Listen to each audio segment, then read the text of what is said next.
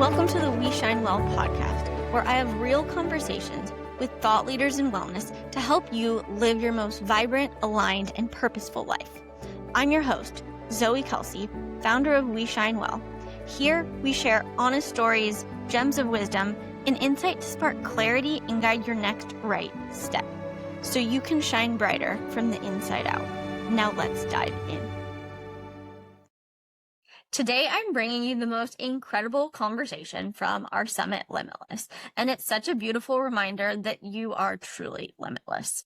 I'm so excited for you to hear this panel. You are limitless, aligning with your why and the truth of who you are in the season you're in, with Kelsey, Patel, Alicia, Easter, and Sabrina, Soto. This conversation is about coming home to yourself, because every season asks something different of us. Sometimes growth looks like taking a leap. Sometimes it looks like slowing down, healing, releasing an old identity, or trusting who you're becoming before you can fully see it. Kelsey, Ace, and Sabrina each share so openly about their own journeys, navigating change, listening to their inner knowing, and choosing alignment over expectation. This conversation also includes interactive moments with our community. So if you want to watch the full experience, watch the video version on YouTube to feel like you're sitting there in the room with us. My hope is that this episode helps you reconnect with your why, trust the season you're in, and remember the truth of who you already are. You are limitless. Let's dive in. As you guys know, today's theme, the word, is limitless. These two women evoke the essence of limitless. And I'm not talking about limitless where you're like, let's shoot to the stars and everything's great and I'm abundant and let's manifest. Like, great. But sometimes limitless, even the panel that we listened to before lunch, is about understanding and recognizing that you can go through so much to exceed your own expectations of your limits. And so that's really the foundation of today's panel, but also the workshop that we want to do with you guys today is, I'm sure all of you know this, so we wouldn't be in this community if not, is today is also a big full moon. Mm-hmm. Yeah, right? Full moon. And my gay friends taught me to do something like this. Yeah. And I can't not talk about it in a community like this of, you know, with the Scorpio full moon, with this idea of things that are going into compost. And we have to look at, when you think of compost, you actually have to look at the worms and the decay and because that is what becomes the garden. And you get to choose how big and how bright and the colors in your garden, and where you place it, and with whom gets to smell it and be around it.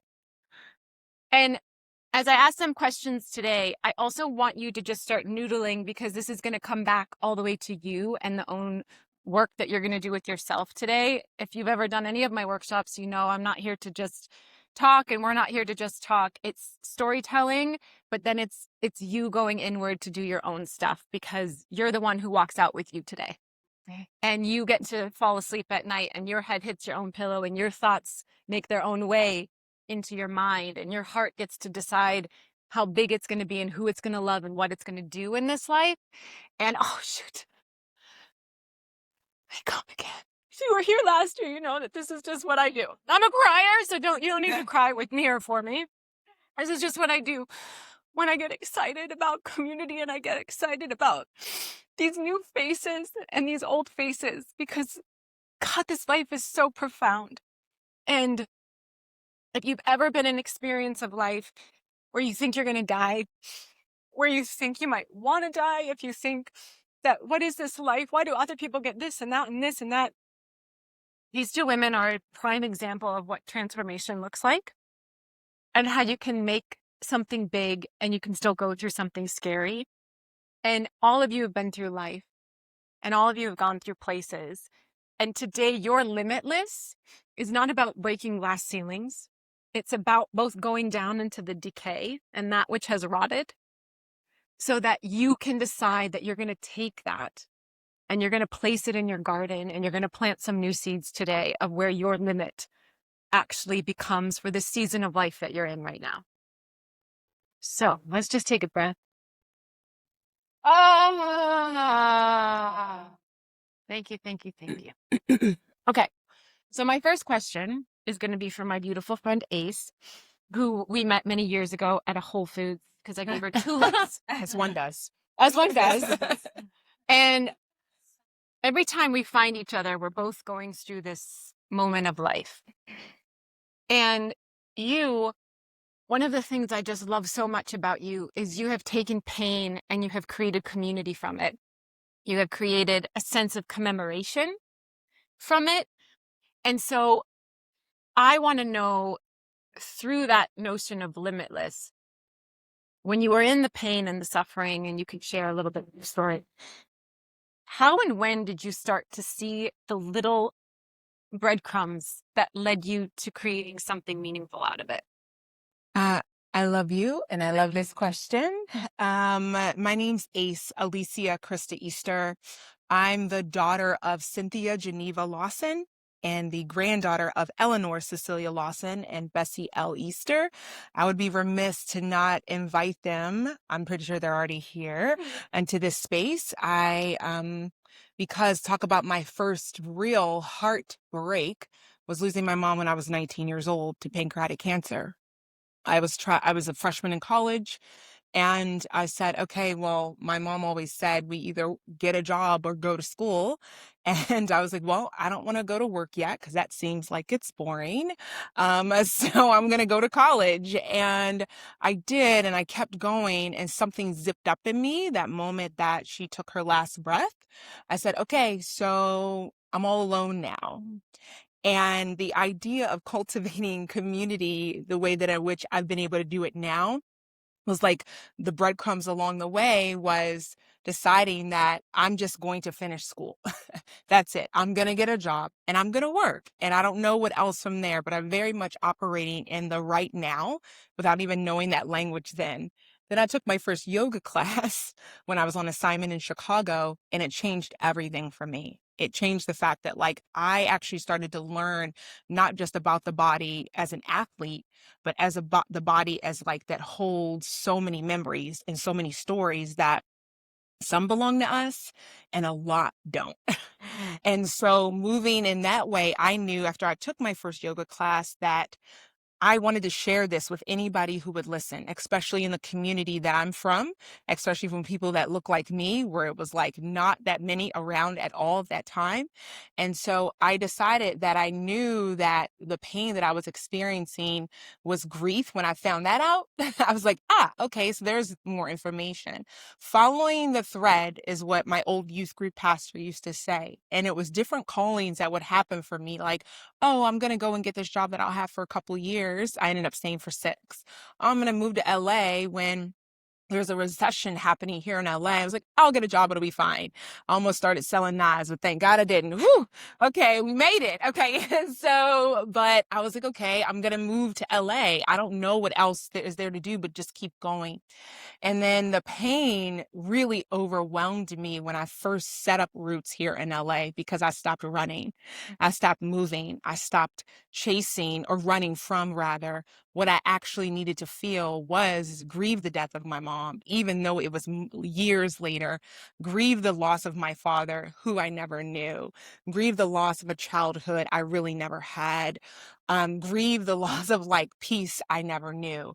And bringing all of those things into my business and myself, starting with my first yoga teacher training, I was like, oh my God, I just thought we're going to learn yoga. I didn't know that like my whole life would be turned upside down. So I see some amazing teachers here in the audience of mine, like Susie and of course Kelsey, who have just been like people that I've found along the way. I'm like, okay, well, they've got something, they're doing something, and it's really sweet. And maybe I could do that too.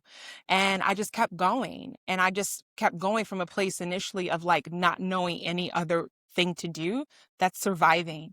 And then I realized like, oh, I actually have a story to tell, and people might want to listen, and people might be going through the same thing I'm going through.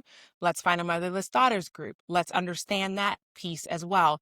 And so realizing that my pain could be alchemized into what I'm doing now. I had no plan. I had no idea what I was doing. I just knew that I hurt really bad and I didn't want to hurt anymore.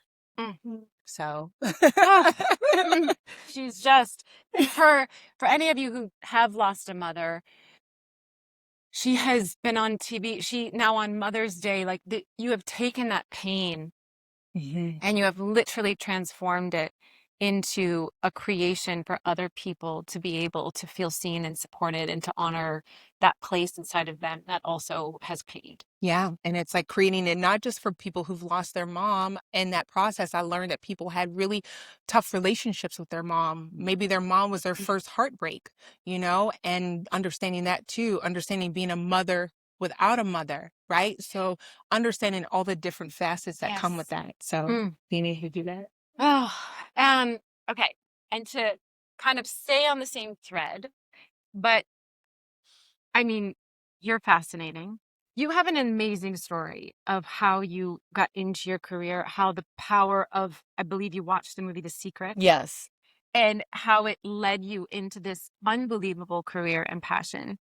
But in that same vein of just speaking through the parts of you that did hurt and the parts of you that didn't know, can you share a little bit about those parts of your story? Yeah. So if you don't know who the fuck I am, let me tell you.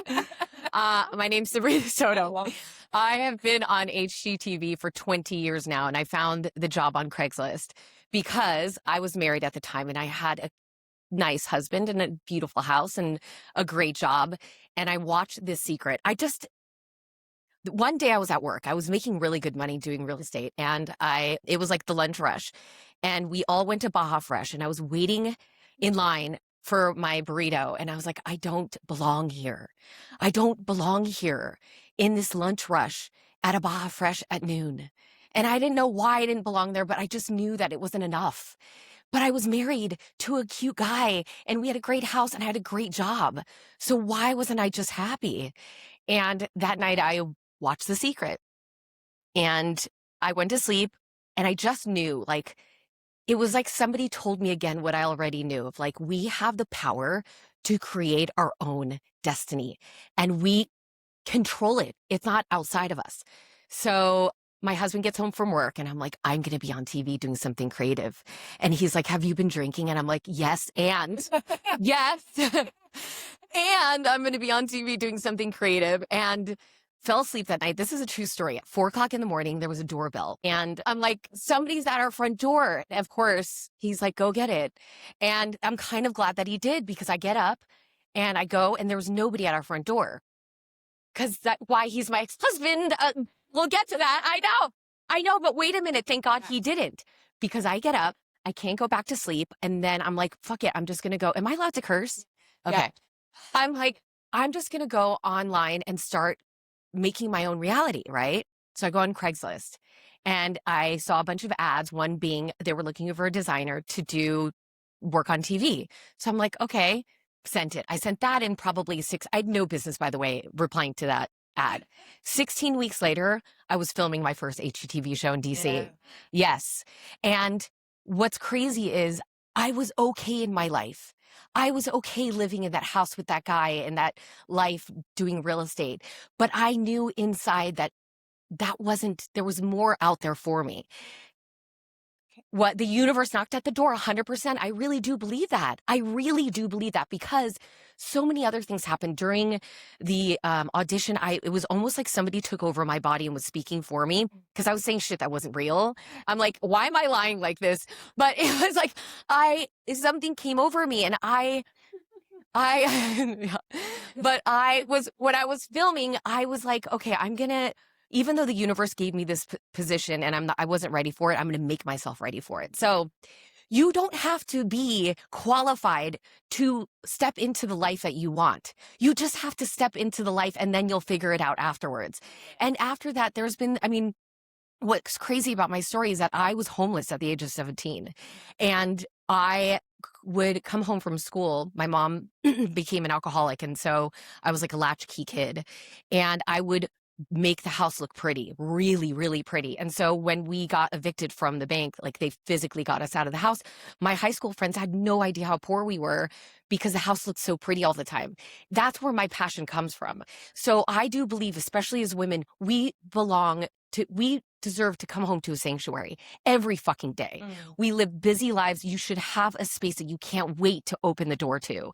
And that's not just physical, but that's inside too.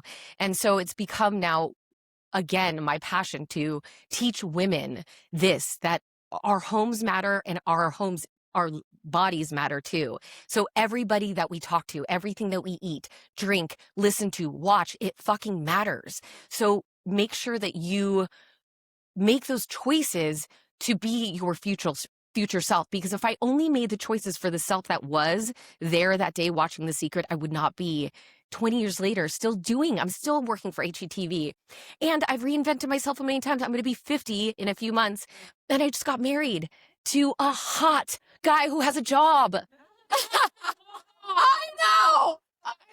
Excuse me. And he has a job. And he's tall. But it's always okay to reinvent yourself, even at my age, even at 60, 70. We don't have to stay stuck. Oh, I love that. All the things. So I want to, because we have 1 hour and I want to get you guys into the mode of what we're talking about. So I want everybody to just take a moment and grab your pen and paper. And I want you to just kind of like, it's a small little box you got there. So we're not going to make like a long timeline, but I want you to just jot down for a moment.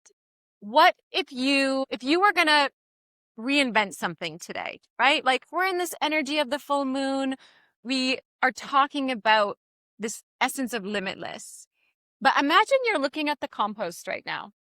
Like give yourself a moment to be like, yeah, I've got compost. Of course I do. I'm a human. And that is part of being a human. Just jot down a little bit right now of, as you think of your compost, what are some of those things that have created pain for you, have created a sense of overwhelm, a sense of separation, either separation from self or separation from others or community, a sense of othering yourself and not in a good way, right? What are those moments for you? And just jot them down really quickly.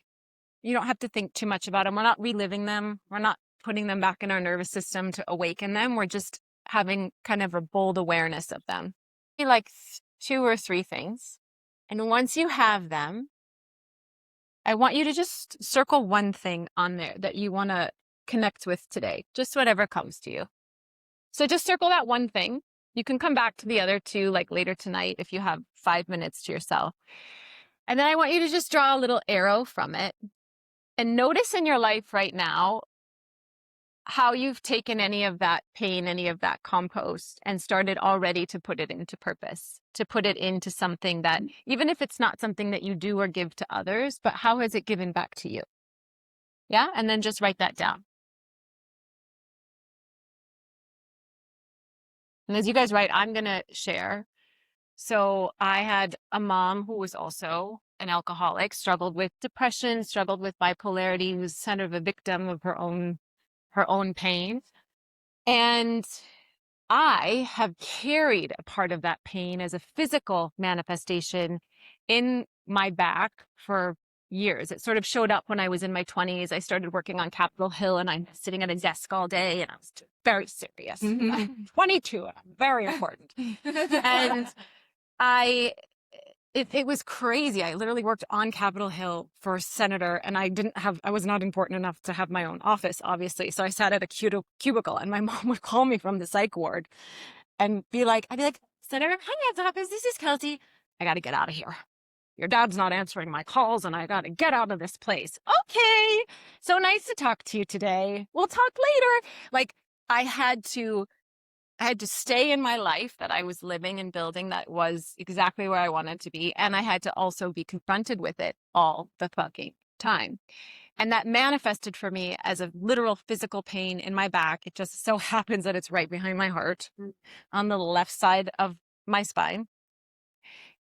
And it would come and go. It was really bad in my 20s and I would drink to try to relieve it. And I would take Advil like it was a fucking Altoid mint like we just had.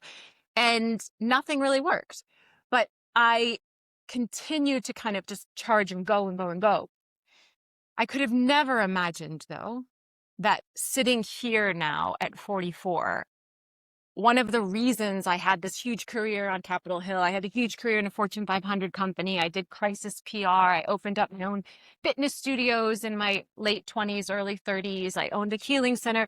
But the whole reason I got into the work that I ended up doing in the world of healing was because I was always trying to heal my back pain. And that led me into the career that I've now done. And all I care about is supporting and helping women physically, mentally, emotionally. And that pain, that sometimes still is a pain. Like I'm not fully free of it, but I'm so aware of it now and I don't hate it anymore. I don't try to run from it anymore. I go into it now. And I'm like, oh, hey, you. There you are. What do you need today? Okay. And so that created a career for me that I could have never imagined for myself. And it's not just about our careers and work, but as you look at that and you look at sort of what it's given you in purpose, I want to ask you two what your answers are. And then I want you guys, we're going to just do a little mini breakout because I want you to break through for a moment to something else. Okay. So your choice. Oh, okay. So for me, what immediately came up was, so when my mom used to drop me off at daycare, I would like scream bloody murder. Like I was going to this place and I had this fear she was not coming back. And I would go with my brother. He'd be like, later, loser. And I'd be like, okay, I just stand in the corner and cry for a few minutes. And then eventually I got comfortable in it. Right. And I think that I love my mom so much. We had like such a beautiful relationship, and she died at 47, which is so young considering like a lot of my friends are 47. So it's wild, and I'm 43. And I think that as a child, though, I was always just like a little afraid of her leaving and not coming back for whatever reason. And not that she always came back. She always was there for us.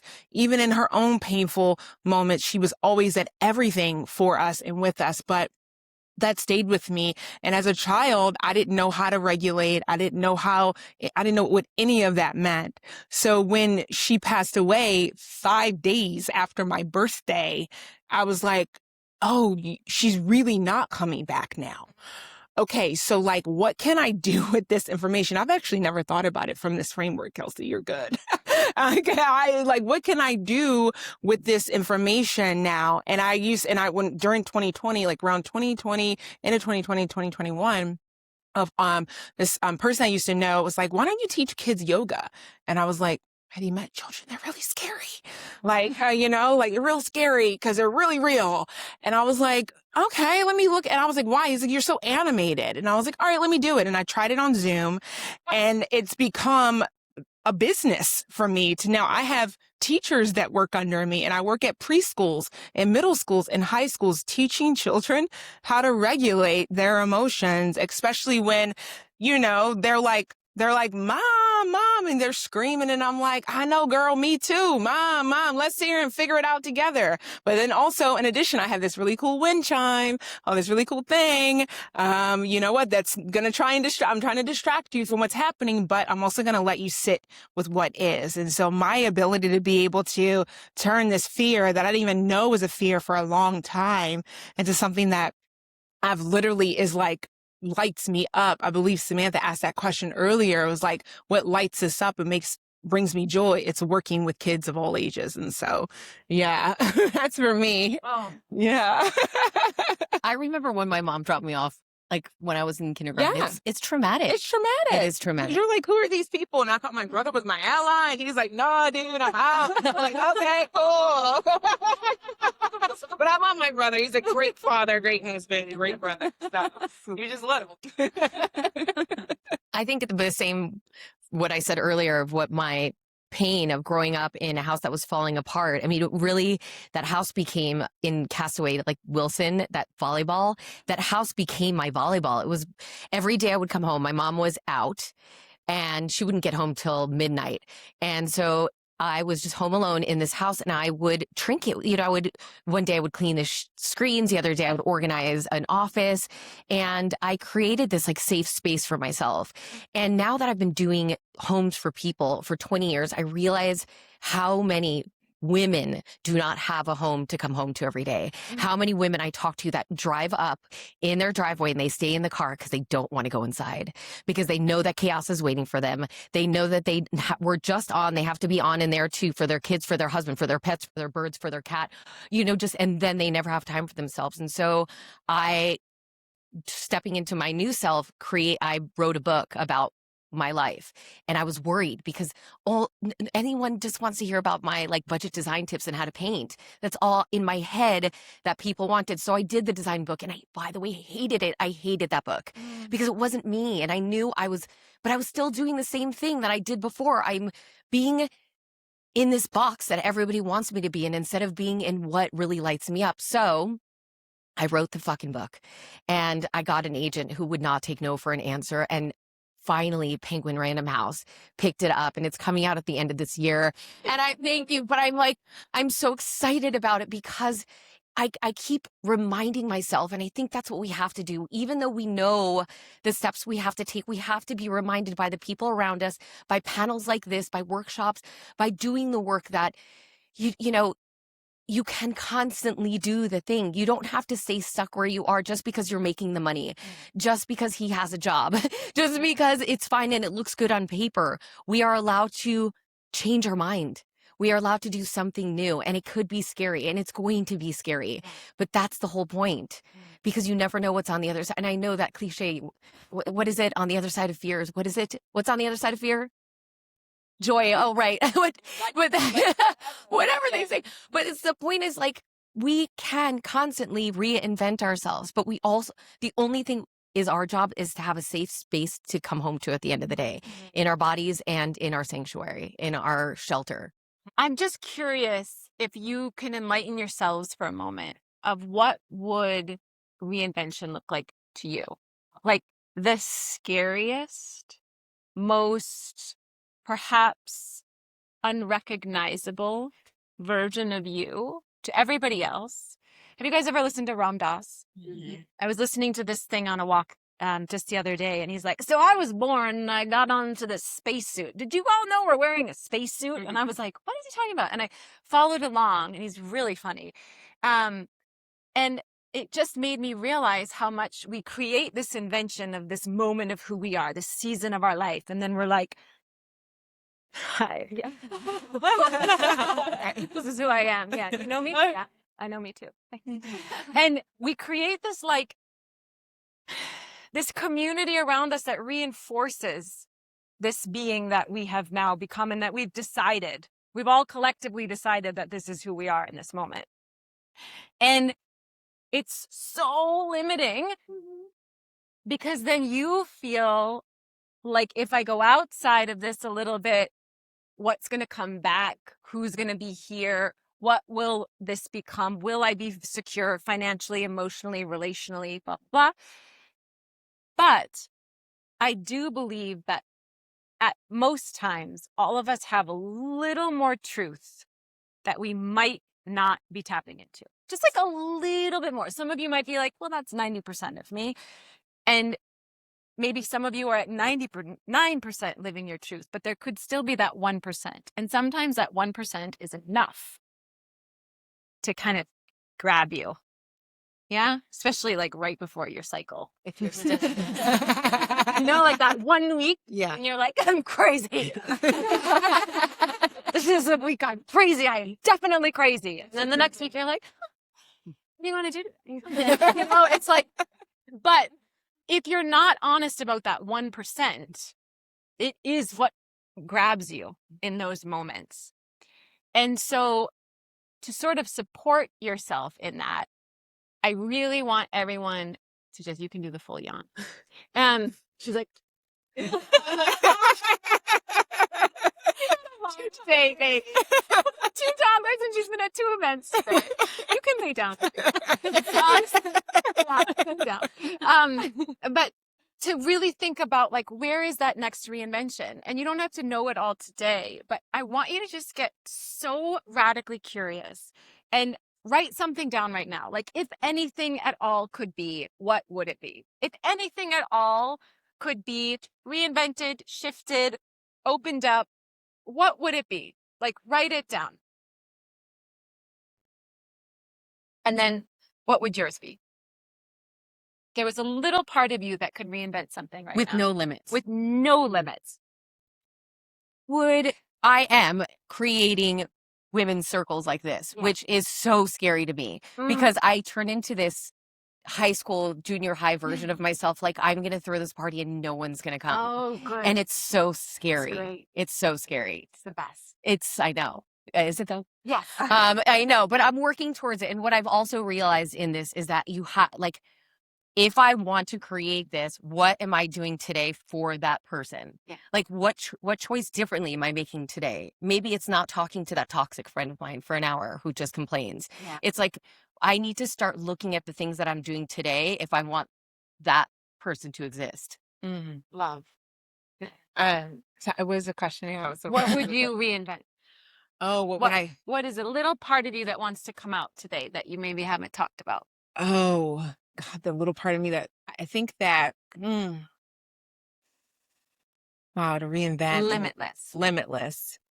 Gong. I know, right? Where's my bell? No, and we talked a little bit about this before, but I think that really, I went on a solo retreat with my teacher a couple weeks ago and just at her house, and it was amazing. And it was the first time I'd ever done anything like that. And we did some really beautiful ceremonies, and one was releasing negativity. And not that I'm not a negative person. I'm actually pretty optimistic. I believe in the best, but I'm also like, okay, like, let's have some real conversations. But there was a lot of negativity that I was holding for myself that I didn't even realize when I really sat down and did the exercise. And I think that the thing that I walked away from that retreat learning, and that where I want to like transform into, and not really even transform into, because it's interesting, the dragonfly kept being my ally that weekend. It was like, I am on the precipice of a big transformation and I'm just not sure what it is. And I think that the unknowing is okay, like really telling myself that it is okay not to know, especially having to know so much so young for so long, that really stepping into the full power of my authenticity.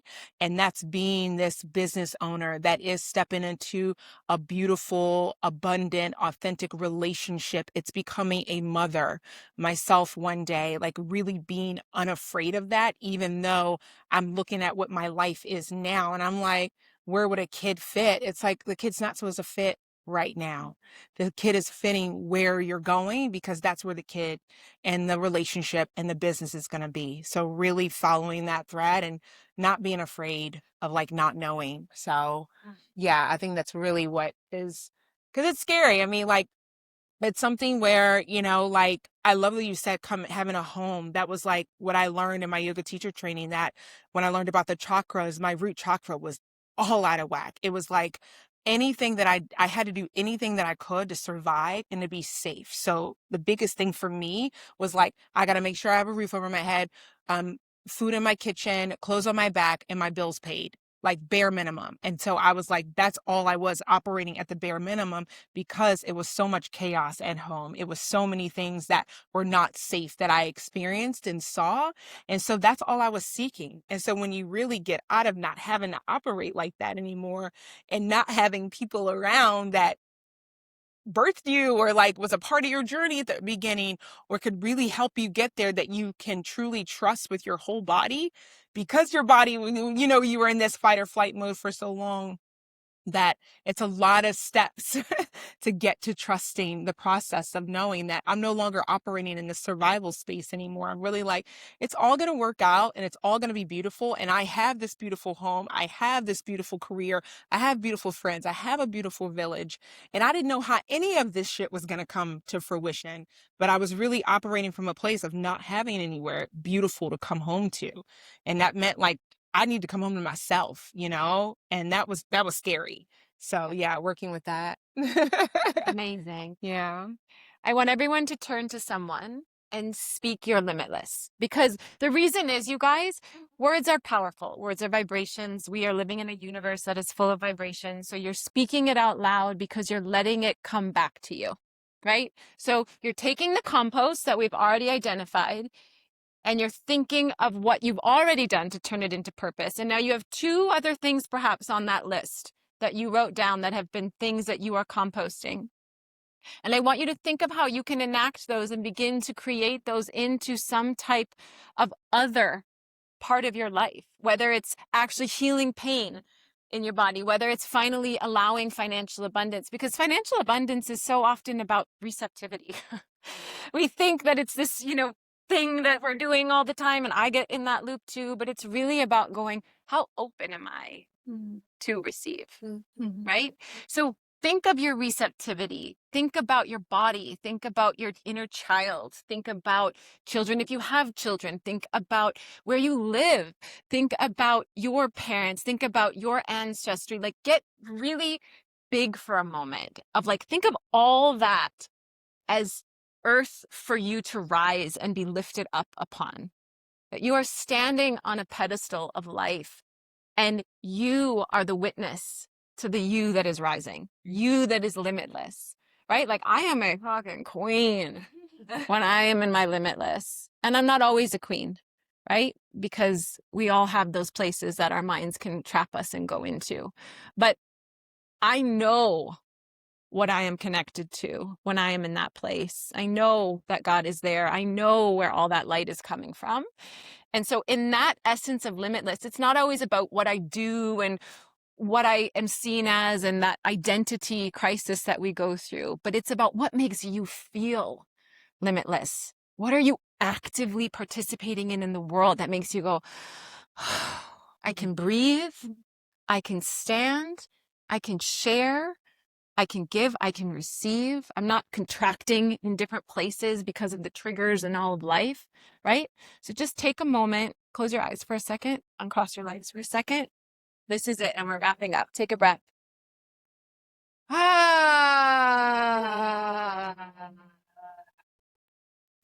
Breathe the air into your chest, into your heart. Breathe out through the backs of your lungs and down through your hips. Let your body soften. Let your chest energetically rise into a sense of openness and vastness and this word, this essence of limitless. Just feel it for a moment.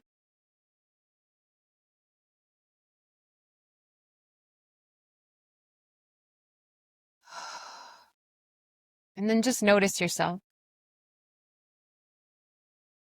Not in the physical body, in the moment in your chair right now. Notice yourself inside your heart. It's you that has infinite breath, space to grow, to share, to receive, to soften, to regulate. That is your universe knocking now on your door. And it's like, tap, tap. Where are we going, honey? Just see it. Just let something come in. Let a vision come to you. A word come to you. However you connect.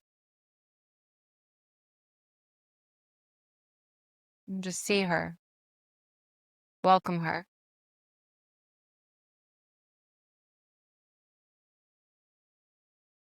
And let her finish the sentence. When I am limitless, I.